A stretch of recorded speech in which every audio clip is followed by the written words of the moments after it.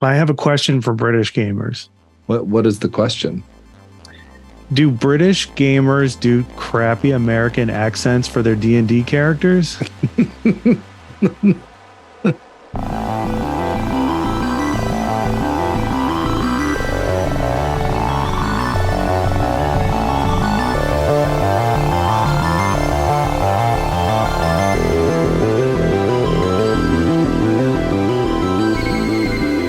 Welcome to the Jaunty Mantis. This is a podcast full of creative questions for curious gamers. I'm vaping. I'm one of your hosts, Matty. I'm Jesse, and I'm vaping. And for those of you who are just listening to the audio portion, Jesse's been vaping because I didn't give him enough time to recover. Jesse, what is our creative question for this evening? Probably the least controversial topic in gaming. Alignment. Alignment. Well, I thought alignment was very controversial in gaming. Oh, were you being facetious? I was saying it with a sort of wand-attached irony. Gotcha. Yeah. Why is this such a conflicting question in our culture? I think that's a really, really good question because I don't know that it needs to be, but I think there's probably a couple of different camps who see the purpose of alignment. So I think to throw it back to you, starting with as a player in a game that has alignment, what do you want the alignment system to do for you as someone running a player character? As someone running a player character, what I want out of an alignment system is a set of very distinct guidelines and then 3 examples per category to help me figure out what my character's alignment is. Does that help? Well, you know your character's story and motivation, right? So why do you need an alignment to tell you that? I mean, what's the value add? The value add of an alignment is that I think, I don't want to speak for anybody else, obviously, but for me, I don't actually have most characters settled when I start playing them. I have my ideas. I have, I got the backstory. I got my ideas. I got my expectations of what I want them to do. But very quickly, I will start throwing things out and adding things. And I think that alignment in particular can be a great kind of cornerstone or anchor to what you want to do with that character. Like, this is the basic fundamental worldview or characterization of how they're going to interact with the world, if that makes any sense. Right. Yeah, I think for me as a player, it's the same thing. I mean, I oftentimes forget what my alignment is. Then I will be, when I'm getting ready for a game, I'll look at my alignment, what I wrote down on the character sheet, and be like, oh shit, I've been doing this wrong. But like having that sort of, to me as a player, I want it as a sort of general shorthand moral framework that'll help me respond in kind to situations where I don't just want to do what Jesse would do. You know, having that sort of moral arc. Right. I really like the newest editions of D&D. I really like what they did with some of the neutral alignments. Like what? Because I think that makes it like my character doesn't really care about good or evil. They just care about like what their goal is. So then you got to have that goal, you know? So what we're saying is the neutral alignment's been fleshed out better in the more recent editions of Dungeons and Dragons. So I feel like it makes more sense as a thing real people would do. But well, that's a thing I think we'll get into later when we dive deeper. So, other hand, what do you want alignment to do as someone running a game? As someone running a game, I want alignment to be a structure that the person can fall back on as there's that weird moment where you can tell someone is sliding into the murder hobo mode. And I want that alignment to be that hand gripping them by the collar, dragging them back to their character, and I don't want this moment to happen, but I want to be able to have it in my back pocket to be like, are you sure that's what your character would do? You know, it says here, you're this, or you describe to me this. And I think alignment only works if there's a full buy-in around the table. And that I appreciate the more recent versions of alignment, because in the past it's been tied to specifically to mechanics. You know, there's the detect evil and smite evil and all of that protection stuff. From and right. So I think as long as we're using it as a character building exercise, I think alignment is that like it is that ability to be like, okay, well, are you sure that's what you want to do? I think this also speaks to a much larger problem, which I think a lot of DMs are very hesitant to ask their players, are you sure you want to do that? Right? If there's a room in that dungeon that has a door they shouldn't be able to get past, but they do, and it has like a massive troll or ogre in that room, and the group is too low level to take that on, and they weren't supposed to be able to get in there, but they did for whatever reason. Or maybe it's a much more tamer fight, but their resources are spent. I don't think there's anything wrong with the DM saying, are you sure you want to do this? You know, just to give the players that little bit of like pause to reflect on whether or not this is a good idea or not. I think there's a tendency as a DM to kind of step back and be like, well, this is your game. If you want to kill yourselves in that next room because you overspent your resources in the last couple of rooms, who am I to stop you? And I feel like alignment can help us do that. Alignment can help us be like, well, you know, you described your character as being this, and I would like to know if how your actions fit into that equation or that decision. Does that make any sense? Yeah. Yeah.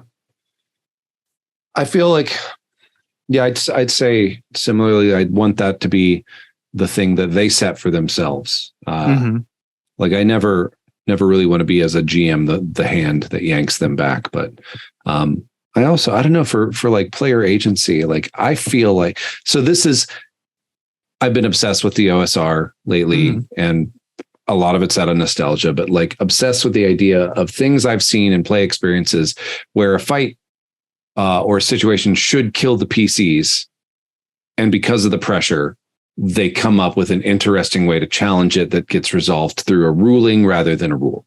I love that. I love that so much. We did Merkborg for like a one-shot session when someone couldn't make it. And in the starter adventure in the Morkborg game, there is this massive demon worm thing that has a crazy amount of hit points. For first level characters, it's like only 50 or something, but like it's a really high amount for the people that are fighting it, and the damage it does is crazy. And through creative sacrificing of the whatever defunct or destitute philosopher, he had rolled on his starting equipment 5 monkeys that love him but don't respect him or listen to him. Those monkeys sacrificed themselves to soak up the attacks, and they managed to defeat it. And by the book, by the challenge, that should never have happened. Now, this is not about alignment, but I like the risk for the players, because to me, that's where the freedom of it is. But picking that alignment as, you know, if someone picked chaotic good, to me, that tells them the kind of moral struggle they want to have. Well, all right, let's cover the alignments then for listeners, because not everybody understands. We got lawful good, neutral good, chaotic good, what? Lawful neutral. Okay, there's neutral. A 3-tier axis on good and chaotic evil. Neutral, and then lawful evil, neutral evil, and chaotic evil, right? Right. Okay, so then how do we describe alignment in this context, right? Like you just said, how do you decide what lawful good is when you have a description in a book, but then you have a group full of people who, you know, down in your heart, they're not playing lawful good? Like, what do you do in that scenario? Like, how do you make how do you make somebody follow an alignment? Or how do you make sure they follow an alignment? Or how do you offer them options or off-roads from their alignment? I mean, I think that's the tricky thing is, like, as a DM, we said that's what we want alignment to do, but I don't think it does that. Mm-hmm. Yeah. I mean, it's what we would like it to do. I don't know that you can. Mm-hmm. What if you gave, I think of things like in a Powered by the Apocalypse kind of scenario, because that's my favorite gaming. Yeah, but that has no alignment system. Right. But what I'm thinking of is how you have options as to how you want to handle it. In our episode 0, I asked you a question about how do you do a Spelljammer vessel doing a barrel roll in Powered by the Apocalypse. And you said you would establish consequences, use the writer's room to come up with those are, and then decide on Defy Danger as an option, right? Yeah. In Powered by the Apocalypse games, you have different avenues to decide what kind of rolls you're going to make, correct? Yeah. So what if we used a system like that, where if you had an alignment, then you could, as a GM, offer an alignment option in addition to whatever else you're offering in a scenario, right? So if your scenario is that, let's say there's a group of stereotypical, generically evil orcs, there's a town that's being threatened, the town has hired you to go deal with them, and you go into that situation. Obviously, your first thought is to draw swords and attack, right? That's the typical D&D route. It's a combat first game. But what if you were to purposely offer alignment-based options to the characters based on whatever their alignments were? What do you think? Do you understand what I'm saying? No, I hear it. Yeah. Like it's like choosing Defy Danger, right? So if you have a character who is, well, good-minded and wants to, you could offer a negotiate option, right? Or if you have a character who is more lawfully minded, you could offer a different option based on that. I'm not exactly sure what that would be, but is there a way to make alignment work in the way that you are describing and the way we wished it would work? Not without taking away player agency, I think, unfortunately. But how much player agency do we truly need in this situation? Well, considering how many times I've talked about it on every episode we've recorded so far, I feel like a lot. I feel like, you need to have player agency up until the point that agency ruins the fun for another player. Mm-hmm. At which point that's where the line is for too much.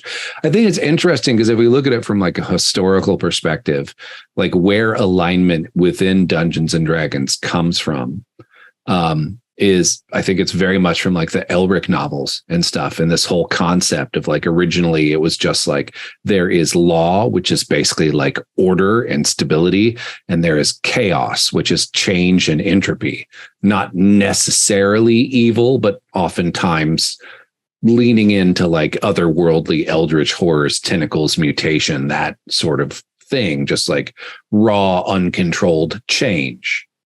And that was the cosmic struggle at the heart of old school D&D. And then there was also neutrals, like balance. You're both crazy. Like neutral is the balance keeper. Mm-hmm. And then they started adding the good and evil. And eventually that became more about following the rules versus not following the rules. Like conceptions of change, like chaotic neutral. Second edition was like, you're just crazy. Like, you're the wild card. That's the alignment that I shout out to another podcast I've been listening to, the Glitter Boys, spelled BOIS, which is a Palladium fan RPG. I heard them say on an episode I was listening to, chaotic neutral is the alignment you pick when your GM says no evil alignments. Mm-hmm. And I think that was very much the case. And now it's more like chaotic neutral is just like, I'm interested in pursuing my own goals, regardless of, this struggle between good and evil. And I'm not going to let anyone tell me what to do or follow these rules because they're stupid. It's, selfish rather than crazy. Yeah. I played in a group my original group, where the alignment system was mandatory and you had to play within your alignment. And you started with second edition, right? Yes. Yeah, there were legit penalties for going off your alignment, like in second edition. Yes. And I think the original reason, I could be wrong about this, but I haven't talked to those people in like 20 years or so. But like, I think the original reason for this is coming out of the like satanic panic era where Dungeons and Dragons was, a signaling device to people who didn't know anything about it, that your kids were committing evil and doing something terrible. Right. And I think what the magic behind this group was, they figured out a way to convince parents that this was totally fine activity. And I think the emphasis on the alignment system had a lot to do with that. So, for instance, if you played a cleric in this game, your God was Jesus Christ. Your God was God and Jesus Christ. You were a cleric of the Christian, religion. And I think that was none of them were like Bible thumpers. I think that was a safeguard they put into the system so that they could show that this was not a satanic evil game being played by miscreant teenagers. You know what I mean? And so I think the alignment system was a default, safeguard in the same way. And there was very strict rules about how you couldn't play evil characters. You had to necessarily play good or you could play chaotic neutral. But guess what? Almost everybody played chaotic neutral. Why? Because then they didn't have to play good and they could kill people in their sleep and do stuff like that. You know what I mean? Yeah. And I mean, if I had to rewrite the rules of alignment right now, I would say chaotic neutral exists. And if your character is chaotic neutral, it's no longer your character. This is now a GM character. Like chaotic neutral is the realm of insanity, right? And so if you think that your character is chaotic neutral, then give me your character and start and create a new one. I think Berdine's chaotic neutral. Okay. Interesting. Yeah. I would not have guessed that. Yeah.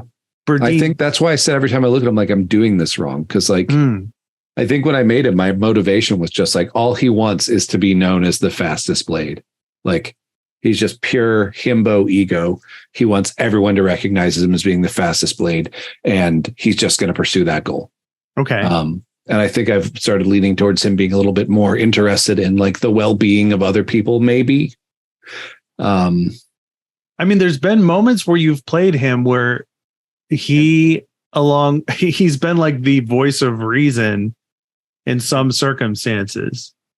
I don't want to go too deep in the weeds here in our game, but I think there's some good in him. So chaotic neutral doesn't exactly fit how I view that character. Yeah, I think I'm bad at playing my alignment. So I would have thought I would have thought Berdine was neutral good, and maybe I don't understand neutral good correctly, but I was trying to describe D&D alignments and how they work a couple of days ago to somebody who doesn't play Dungeons and Dragons or any role-playing game for that matter. And I was saying, look, neutral good is like believing that like we all fundamentally understand what good is, and law and chaos are irrelevant. It's like, just be a good person and do the right thing, and that was a very difficult concept for the person I was describing this to kind of wrap their head around, because I had also prefaced what lawful good and chaotic good was.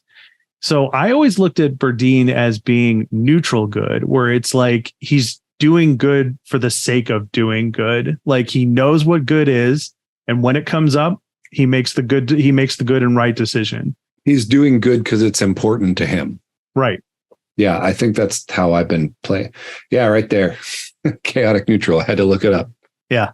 Yeah. I think I'm having a really hard time being that selfish. And I think this opens up a larger argument about alignment as well, as in, do we even understand like when the way people play? Okay, let me ask you this. How would you describe the quintessential lawful good character? And a lawful good character is very concerned with the orderly functioning of society for the benefit of people. Okay. Like there's a code of honor, there's a system of laws, we follow them. If the law is unjust, we work to change it, but we don't just ignore it because we have a society. And that's how I sort of see lawful good. I also you could play it more personally. Like I have this code of ethics, this code of morals and tenets I follow. And even if it's convenient or even if it costs me my life, I will always follow it. And that code is dedicated to the betterment of people and, and gotcha. I would tend to agree with you in the modern sense, but if somebody were to ask me what the quintessential lawful good character is, it would be the self-righteous paladin whose message to the world is might make right because society. Yeah, no, I think that's the flexibility to play it. I mean, there's I don't know if the controversy about I think it was Gary Gygax,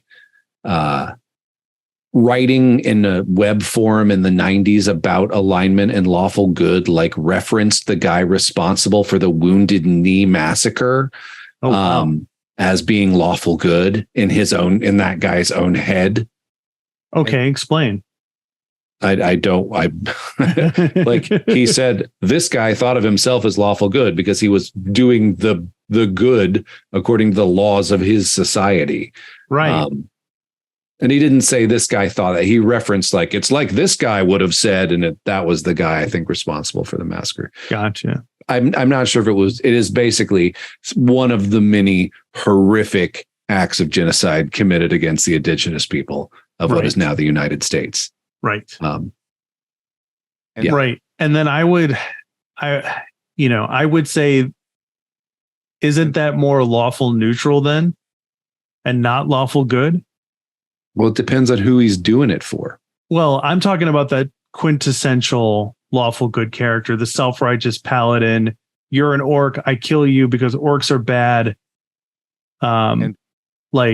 Stealing is bad, so I get to kill you now. That's how people that I used to play with when they played paladins, it was don't let me catch you breaking the law or doing something bad, because then I get to kill you.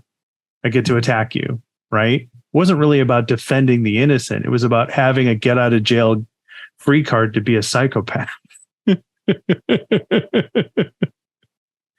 Yeah, that's what I want alignment to be. I get out of jail free card for being a psychopath, or we can just get rid of it entirely and I can just be a psychopath. But it's actually, I think that, oh my God, I just realized that's a crutch. Mm-hmm. It is way scarier for someone to be a psychopath in an alignmentless system than it is for this one where they have some sort of code they're trying to justify it with. Mm-hmm. If you're just in some open story game, it's no, I'm just a brutal psychopath, man. Mm-hmm. I don't even care. I just want to see the bodies hit the ground. That's right. Blood, drip, drip, drip. Now, explain to me what a lawful good Jedi would look like. And he'd follow the Jedi. Qui-Gon Jinn is a lawful good Jedi. How so? He's following the Jedi code, which is what dictates of the living force. Which is what there is no emotion. There is only peace. It's that old time Jedi religion is what he is. I don't know. Well, and a big part of the Jedi religion is that violence is supposed to be a last resort. Yeah. Yeah. Like the iconic image of the lightsaber igniting is supposed to deter violence instead of accelerating it. Yeah. Yeah. And you don't want to use that to negotiate aggressively or otherwise. I look at violence, and maybe this is my own personal view, but I look at violence as being inherently evil. Oh, see, I don't. Okay. In the context of a fantasy game set in a pseudo medieval society. Mm-hmm. In the real world, I very much see violence as being and this is kind of my point, evil. Though. Sometimes it's an excusable evil, but it's still an evil. I think violence can be applied in a positive or good way, like in the defense of others, right? Or only as a last resort. But you and I think both said in this episode that alignment, we were making comments about alignment reflecting how people really are or how things are in real life. And then I would make the argument that the alignments we're presented with are not accurately showcasing what actually is lawful good, or chaotic good, or any of these other hallmarks of D&D fantasy. Well, I feel like it's really, especially hard for you and I and gamers of our generation, because we've come through so many changes. And as those changes to what the alignments mean and how they're used in the game happen, we've also matured as human beings. So, but we still have those, like wired into the deep structure of our adolescent brains that it's my get out of jail free card for killing the sheriff because he insulted me. So yeah, I mean, it's very hard, I think, for us to have an accurate view. As a guide, I think what I want from it as a player is it's a fast and yes or no decision tree, I think would be what I want from a player.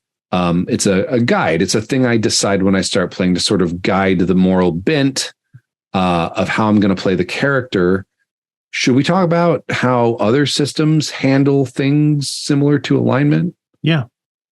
One of the things too, and I mentioned earlier is, I think you know this. I don't know why, because I know everything that's wrong with it. I have been on a huge Palladium books and riffs kick of late, and the riffs alignment system, because it's copied and pasted. Like Kevin Simbita has a rant in every core book about why neutral alignments do not exist. No one is a bystander. So they have like the sort of good alignments, and it's like a list of 13 or 14 things. You would do this. You would never do this. You would never betray a friend. You would easily betray a friend. But there's like the good alignments, the selfish alignments, and then the evil alignments. And I find those are actually way more instructive to play. Why is that? Character. Because it's just you would never do this. You would do this. All right. So give us an example of some things that would ask you if you would do or would not do. Betray a friend, torture, kill for pleasure, break your word, steal, accept dirty money. They're not the same universally across the board because it is very much copy and pasted from RPGs that I think were first written in like 81. Right. But I mean, what if I would betray a friend to save his life? And I think that actually fits in like one of the, like, I don't know, miscreant, or one of the selfish alignments, or unscrupulous.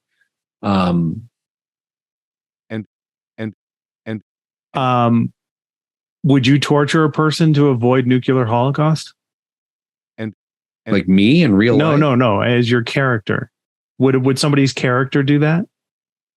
And like, let's say it's a more modern setting game, and normally your character would never torture anyone, right? And then the scenario that's put in front of you, I don't know what kind of fucking game this is because I've never been presented with this scenario. But let's say that's what. Well, I think you just hit on what we want, what we should want as DMs from alignment. Go for it. What is that? Is the moral challenge right there? Yeah. Like, and let's say you're playing a paladin in service of a bishop of the church, and his word is, law. And that example you had of like the orcs are attacking the village, and the bishop tells you under no circumstances disrupt the orcs. And just let them work. Yeah, just let them work. And what is the bishop's motivation when my paladin is like, but why? We need to protect the innocent people. It is not yours to ask why, my son. It is only yours to do the will of our God. And our God works in mysterious ways. Gotcha. Yeah. So then I have a moral quandary. And then let's say let's follow this through as a thought experiment. My paladin decides to intervene anyway. Yeah. But let's say my paladin decides to intervene in a way that's like he goes to talk to the orcs and try to talk them out of it first. Yeah. Let's play out the scenario that these are not stereotypical Tolkien orcs. They are people of their own mind with their own motivations under their own circumstances, whatever those may be. And my paladin, the different sort of cultural carrots and sticks, if you will. Again.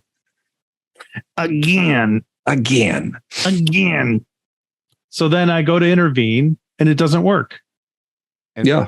And then I decide to violently stop them. Yeah. Or to violently defend yourself, which is still violating that. Okay. So then what do you do as a GM then in that circumstance? What's the most interesting thing for the story that you think the player's going to have the most fun with that's also engaging to you? Well, that's what I want to know. I mean, it depends on the player. Okay. So walk us through that. How do we figure that out? And like, I think he has a vision of like a planetar or something of his deity being like, hey, good job, man. Like, even if it's like the D&D high heavens angelic version of like Grizzly Adams doing the nod. Mm-hmm. Mm-hmm. Gotcha. And, he finds out his church is corrupt, and that corruption, like he has to, I don't know. It's an interesting character moment. So typically in the past, especially in this original group that I mentioned earlier, if you were a paladin and you committed one evil act, you lost your powers. And that was a frustrating experience for me because what was considered an evil act was entirely up to whoever was DMing. Yeah. And whether or not I agreed with them on that being an evil act or not. Well, paladinhood's not tied to alignment anymore. It's now tied to an oath. Correct. So what if that went the other way then? And the player character paladin doesn't step in, doesn't do anything. Yep. Hundreds of people die. Yeah, you show them the consequences of that. Mm-hmm. In exquisite detail. In any of these scenarios, weeping mothers, smoking huts. Does the paladin lose their powers in either one of these scenarios? I don't think losing the thing that you picked, the cool things you picked you want to do. Then what's the point? What's the point of alignment then? Well, I mean, that's what you picked as the moral consequence you want to face. Like, okay, so it's in service to the story. So what we're saying is alignment is a signal to the GM of the kind of moral quandaries you want to have as a player character. Yeah, I forget where I read this or heard it, but someone was saying like the skill list is like, as a DM, like look at your character's skill list because that's the shit they want to do in the game. Right. Yeah. Like since it's open, Berdine wants to perform. Like he wants to play his viol. He's quite fast hands, Yeah, he wants to do acrobatics and flips and climb stuff. I don't know. An alignment, why not perceive it the same way? Okay. So how would we do that for our current game that we're in right now? Like, how would we implement that tomorrow? And do we have a sheet of things you can choose? Like, congratulations, you've chosen neutral good. And please select from the following items below on what kind of moral quandaries you would like your character to have. Well, I mean, to me, it's just you ask yourself the question when you're planning your session, like, do a quick look at my character's alignments. Oh, this guy's neutral good. What's something that would be tough for him to deal with that I find interesting? Okay. And then I'd pick. Okay. And so should the GM then apply those things if the player can't come up with them? Yeah. And present them, give them a choice. Okay, so what kind of moral quandaries let's go through the alignments, not all of them, but just some of them. Lawful good, what kind of moral quandaries should we present to a player? The law is cruel and petty. Okay. or you're ordered to do something that you know is wrong, something that's clearly wrong. Okay. So we're hitting the law element by you are ordered or bound to do something that you know is wrong. Yeah, and it's probably like the example earlier. It's probably you're ordered to abstain from doing something you know is right, rather than you're ordered to do something you know is straight evil, because you'd say no. Mm-hmm. And all right, and then under the basis that chaotic good is it's easier to ask for forgiveness than permission. What kind of moral quandaries are we providing to a player around chaotic good? They violate a law that they think is for wrong and then find out it's actually like got a very strict purpose. Oh, okay. Like everybody has this taboo in the village they follow, and you think it's petty and cruel. So you like you get everyone to stop following the taboo, but the taboo is actually part of a magic spell that's sealing a demon beneath the town. And I got it.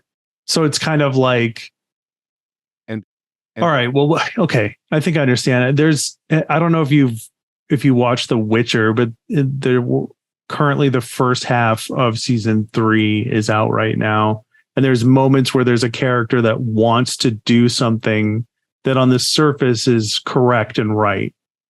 And then another character is saying to that character, like, you don't know what your consequences will wrought. Like, you have to think this through. Like, the world is this dynamic, moving, ugly puzzle of problems. And just because you decide to step in and try to make one part of it correct could mean that you end up hurting others tenfold or whatever the case may be. Yeah. Would that fall into that same chaotic good?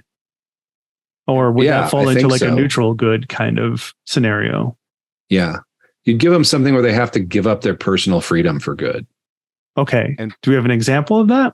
Like giving up your personal freedom for good? I mean, you might put them in a situation where they can choose to take the fall for someone who's going to be, arrested for a crime that was done for the best of purposes. And the only way to save this person from the shopping, I mean, like, I don't know that every character would jump on that. Mm-hmm. I think neutral good, any of the neutrals, you make them pick a side. But that goes against what their alignment is. Well, yeah, but if they're interested in good, you have two good factions. Oh, I see what you're saying. Okay. Like one of them is the good faction of like the city folk with this series of, with their law and order and their codified laws. And then the other one is just like, I don't know, like a forest tribe, but they're both good people and they have this conflict that can't be resolved. And you've got to decide. Yeah, like it's the typical water scenario, right? Like in a sci-fi game, like both of these civilizations on this desert planet need that water. And there isn't enough for both of them. And neither one of them is terrible people. Right. And you have the power to do something about it. Right. Exactly. Okay. Yeah. Okay. All right. What about, does that apply then to, I guess that apply also, you said all the neutrals. Is there one that applies to chaotic neutral then? Or are we just chucking that one? I think chaotic neutral is in the easiest way to get what they want is to follow the rules in this situation. Interesting. Is to give up a little bit of that freedom and be like, I got to play the game. This makes me want to put alignment into a game. I know, right? We had a creative answer. Yeah.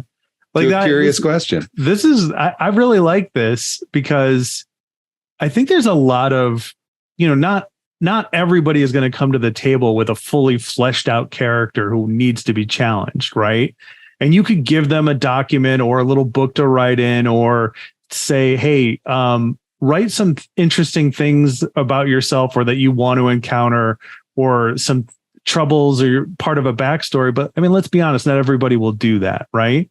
So we're kind of just using alignment as like a playbook for creating events in the course of our campaign sessions. Right. So it's like we're just slightly shifting what alignment actually is into it being useful in the way that we're useful for a DM because I mean, like I think that's some great advice. What a player writes on their character sheet is basically a roadmap to what that person wants to do in the game. Mm-hmm. So why not? Why not? Right. Okay, so what kind of moral quandaries can we put to evil characters, or should we still? I guess we should say, like, what is our view on playing evil characters? Have we talked about this before? So I mean, we talked about it on the mics. yeah. I don't know. I think we have mentioned it. I think to me that is a session 0 issue. Be like, hey guys, I want to do an evil campaign. Do you all think it would be fun to do an evil campaign? Okay, so we all want to do an evil campaign. So here's the deal. What is our goal? That it is necessary for us to work together and support each other in order to achieve it. Like, what is the shared goal? Because we're not doing this without one. We're not doing just like, you're all evil and we start in a tavern, because I know where that goes. Yeah. I think most people are playing a version of evil generically when they play role-playing games as soon as they start slipping into the murder hobo mode. You know? So I think everybody is already kind of playing that character. Does that make any sense? I don't agree. Okay, why not? I think murder hobo is an easy, catch-all, but I don't think, I mean, it's a scale, Okay. Like, on the scale, like our current adventuring party, like, are they nice people? No.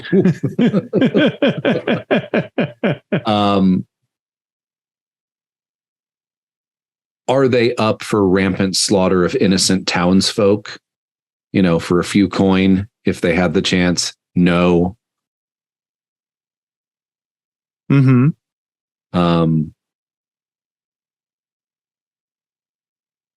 So we're just kind of in that gray area then. Yeah. And do you think most player characters are in that gray area? I think a lot of player characters are more comfortable in that gray area. I think some of it maybe that's the story they want to tell, and some of it's just easier. Yeah, I mean, we've all had a hard week at work. Life is stressful. Sometimes you just want to relax, blow off some steam, and kill some bad guys. Yeah. Roll some dice.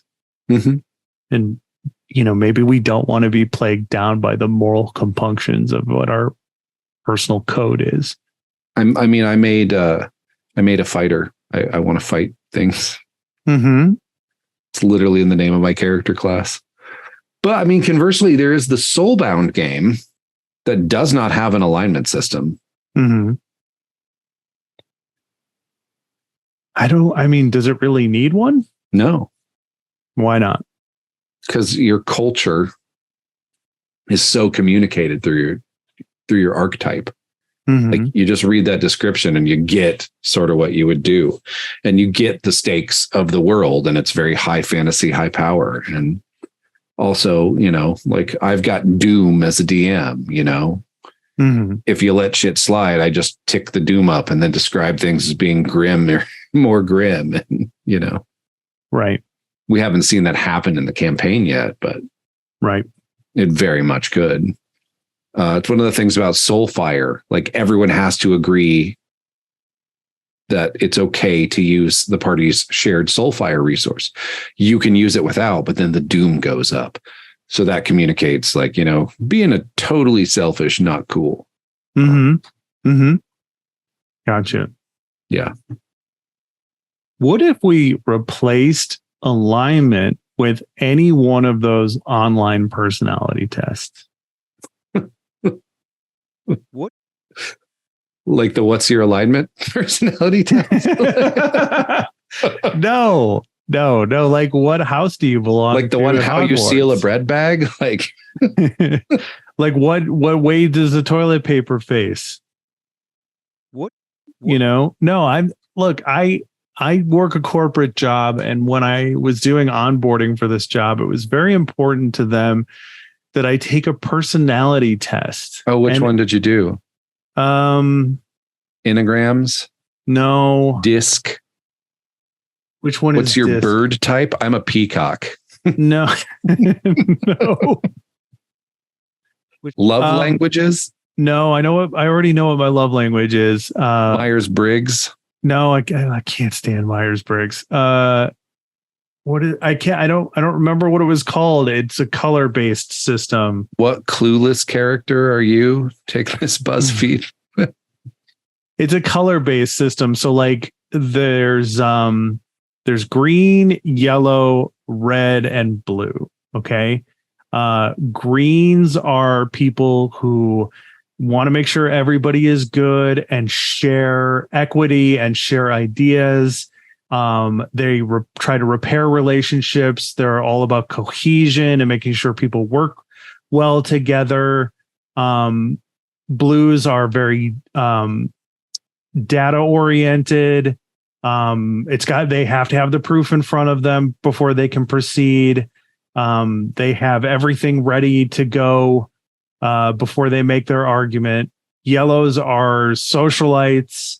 They can talk endlessly about their day. They make you feel very comfortable. They have an energy or vibe that you just want to have or buy into. And then reds are like no nonsense, get it done kind of people. And then each one of these is a kind of opposed to each other. Like reds and greens view each other in different ways. Like they tend not to get along very well. Like reds see greens as being all over the place, and greens see reds as being too aggressive or too dynamic and not allowing, what needs to happen. And blues and yellows don't necessarily get along. They rub each other the wrong way. And then depending on how deep you go in this test, there's like fractions, because of course there is, of different types. And then there's different circumstances in which you can pull the lever for the color you need. So for instance, I'm like super green. Like it's very important to me that we understand each other, that you feel like you had your say in a conversation or in a team meeting. I want everyone to be on the same page. I try to repair relationships. I want cohesion and community. But then I also have a yellow portion and a blue portion. So if something's really important at work, I will do the necessary work needed to make sure that it's as airtight as possible. And then for yellow, it's like when I see an opportunity to be social, I grab it eagerly, if that makes any sense. Yeah. So I've been using this at work. Like for my team members who are red, I get right to the point. Like I have everybody in my phone who I work with color coded according to what I saw they came up with in the personality test, right?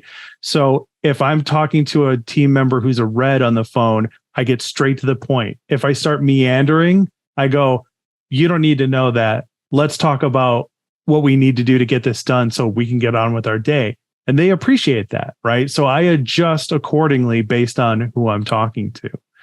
And I'm wondering if we could have a role-playing game use that personality test for your character instead of alignment. What do you think? I think it might. I don't know if I'd want to have it be mechanically as a rule, but I sort of want to make everybody in a campaign take the love languages quiz, but as their character. Okay. What are the love languages? There's gifts, words of affirmation, touching, world of affirmation, words of affirmation. Which one is yours? Words of affirmation, actually. So is mine. That's why I remembered it. Yeah. Yeah. Yeah. I know this is a crazy, I like people to tell me I'm a good boy and I've done a good thing. I know it's weird, unconventional. Like my words I desperately of affirmation seek praise. My words of affirmation are different. It's in communication. I need to know that you understand what we're talking about. I don't understand. Yeah, exactly. I need that. That's just like your type.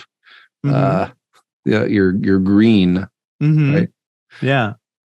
Yeah, I don't know. I mean, to me, none of those things are just like preferences for communication and work style. They're not like moral codes. Mm-hmm. But do we need moral codes? I mean, that's what I always sort of think of alignment. I mean, other systems, right? So we talked about Rifts. The White Wolf games have humanity. Okay, what's that? How's that work? It's basically like a list of sins that, and it's scaled. So like as your humanity score drops, the shit that you think is wrong changes. And I sort of like that. It's one of, I think in most of the experiences I've had playing Vampire, the least explored option of what the mechanics tell you to do, because what those mechanics tell you to do in a Vampire game is like, you're damned. Over a long enough time, you're going to slip.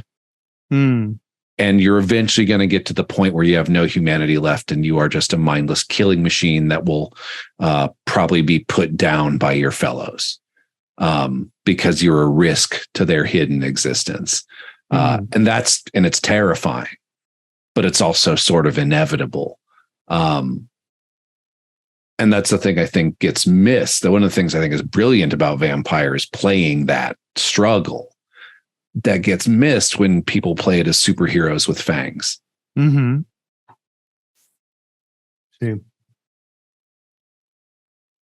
Like there's a humanity level 10, and it's like most human beings do not have this level of humanity.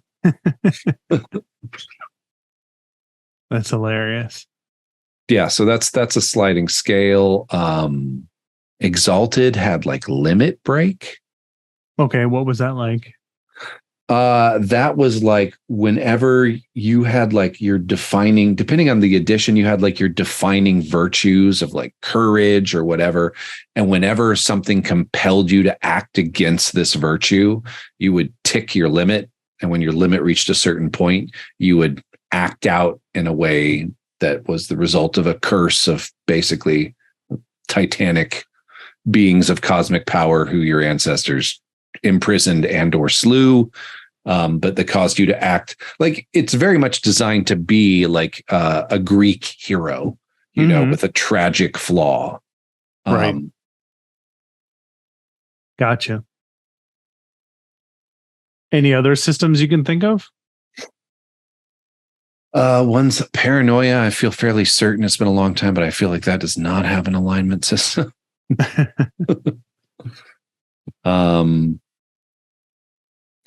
Am I misremembering? Are there alignment moves in Dungeon World? And I'm just drawing a blank on them. I don't think that there are, but I could be wrong. Okay. Yeah, it's been a minute. Because if there are, I feel like maybe that's something somebody else came up with. I don't remember. I think that I read it on a blog book or something, maybe. Yeah. If we're wrong, dear listeners, we're just wrong. It's okay. People don't have to be right all the time. Yeah, we're just doing this for fun, guys. Yeah. I mean, your expectations, seriously, you're going to be much happier. You can control how your opinions are your problem. All right. Yeah. And if there is anybody listening to this, I don't know why there would be. But because we're very charming people with beautiful man voices. That's correct. Sometimes we say funny, insightful shit in between 20 minutes of meandering bullshit. Well, if you are listening to this and you like the Jaunty Mantis, why don't you send us your opinions on alignment? Maybe you've seen something in another book, or maybe you have a critical piece of information that we missed, or an opinion that we'd love to hear. Jesse, how can our listeners get in touch with us? We're on Threads now. Whoa, what's that? It's this new thing that it looks sort of just like Facebook, except it really thinks that our podcast should follow Demi Lovato, who I only barely know who that is. Wow. And I don't think we're going to follow. It's a podcast. I don't. All right. Well, then we're on this thing called Threads. At Jaunty Mantis, spelled correctly. So friend of the show, Rich Rinaldo, in our last recording, pointed out to me after the episode that when I created the Jaunty Mantis Twitter account at Jaunty Mantis, I misspelled it. So it's at Jaunty Mantis. Jaunty Mantis. Yes, Jaunty Mantis. Jaunty Mantis. Yes. All right. And where can people find more information about you on the internet, Jesse? I am, I don't know why, on Twitter at JingoistFat and also on Threads now. Oh, wow. Are you also Jingoist on Blue Sky? I should explain too, being a Jingoist is like the farthest thing from who I am. So I have a delightful irony of referring to myself. It was a lot funnier, more clever in the early aughts than it is probably in 2023, but I've been using it for so long, Okay. Everything's a question. Nothing is black and white. Everything is gray. Do you have a Mastodon instance? Like the band? No. Did the Aqua Teen Hunger Force movie song? Unfortunately, no. Are you on Blue Sky? No. Do you have a Hive account? I do not. Are you on MySpace? Probably I'm still on MySpace, but I don't think that's a great way to get in touch with me. Is your Google Plus account still active? How many people are in your circle? I don't think Google Plus exists anymore. Oh. Remember Friendster? All right. Okay. Let's. I found my Friendster profile with my photo that I think was taken at the Battle of Bull Run battlefield. And I just looked at it and looked at this child staring back at me and just felt so incredibly sad. Oh, wow. So, well, that'll be the topic of our next banter. How do you feel sad when you see your younger self? Although, like Matt over here is like Bilbo Baggins. Oh. Why you haven't aged a day? That's not true. I've aged several days. Anyway, all right. Well, that's going to be this episode of the Jaunty Mantis. Man, we really tested the limits of our listeners' patience at various points. It's going to be fun to edit, but that's okay because we're just doing this for fun. So, yeah. Well, this has been the Jaunty Mantis. I'm Matty. I'm Jesse. And to quote our famous sign off, get out there and play some fucking role-playing games. Gotta go play some fucking games or shit. Yeah. All right.